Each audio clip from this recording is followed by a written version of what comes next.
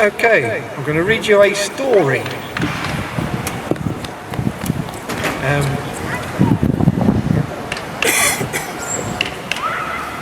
Whenever we speak anywhere, we really ought to give a health warning that the sort of thing we're talking about can seriously do you good in your physical body and spiritually as well.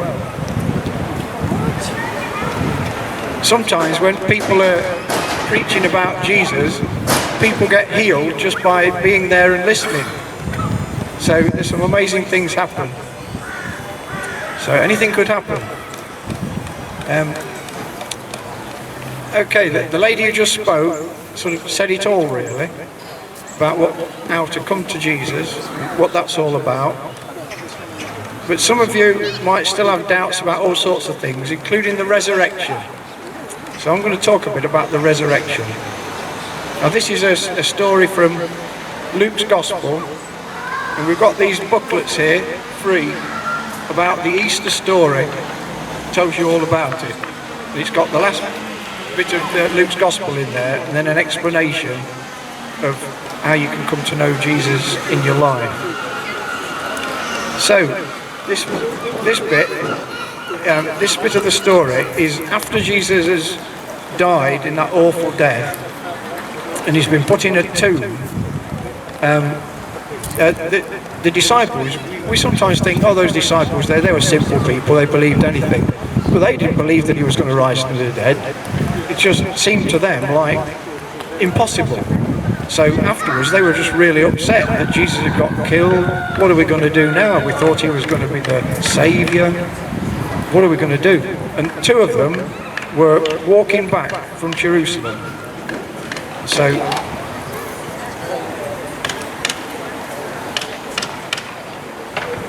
I've got to find my place in here now.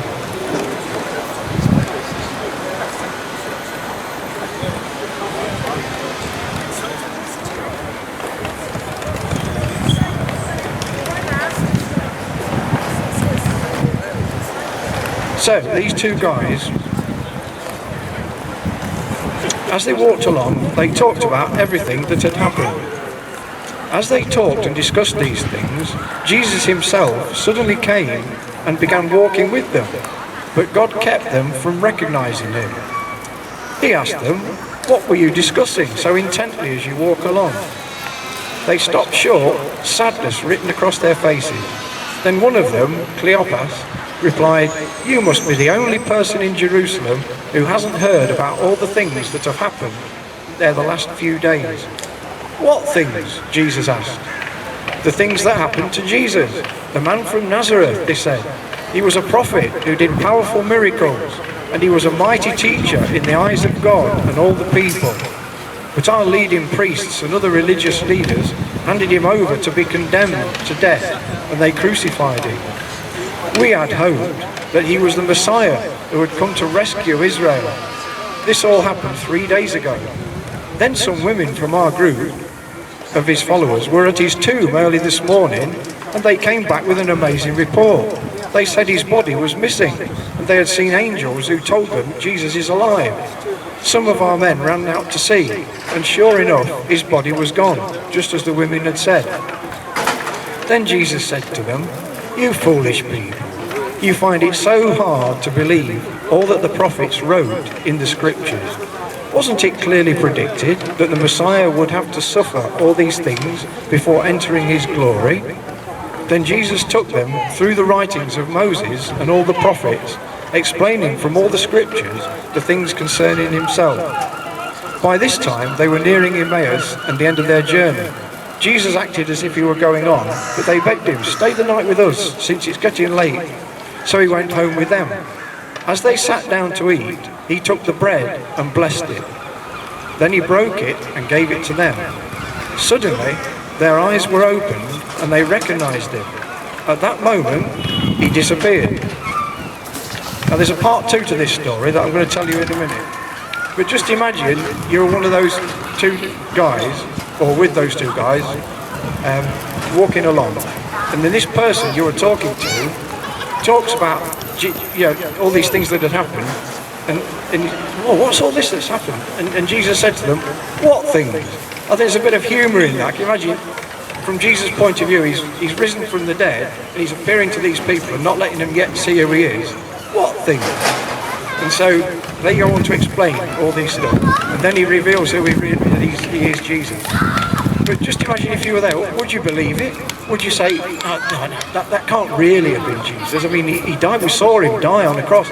Romans know when people are dead on the cross, they took him down dead, put him in a tomb. It can't really have been Jesus. But they were just sort of amazed that what he said, that like their hearts were burning within them as he walked on the road and talked with us. They started to think, well, maybe that was Jesus. But before I get on to part 2, I just want to bring to you some of the theories that people have said about resurrection. Some have said, oh no, he just swooned, and in the tomb he kind of recovered. I mean, you would have a lot of faith to believe that, haven't you? But people who don't want to believe that he rose from the dead would rather believe something like that. And of course, if he really had sort of swooned and didn't really die and then came alive in the tomb, what state is he going to be in? He's not going to be in a state to convince anybody that he'd risen from the dead. And if he did that, that would mean he was a deceiver anyway. And his track record is that Jesus wasn't a deceiver. He wasn't going to start deceiving people that he'd risen from the dead when he hadn't. And then the other thing about that theory is, a few years later, Jesus would have died, wouldn't he? Or, within their generation. And then whatever Christianity was by then would have died with him. They would just say, oh, he didn't really rise from the dead, he just pretended, and then he died now, hasn't he? That's it. So that's one silly thing. Another silly theory is that the disciples were deceivers, and that they'd hidden the body, and then went round saying, Jesus is risen from the dead, when they'd hidden his body.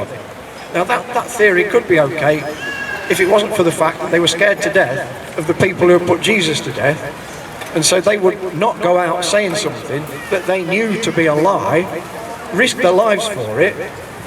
Doesn't make sense. Doesn't make any sense that they would risk their lives if they knew that really they'd hidden his body. So the only other theory is that they were a bit bonkers. These disciples, they're a bit deranged.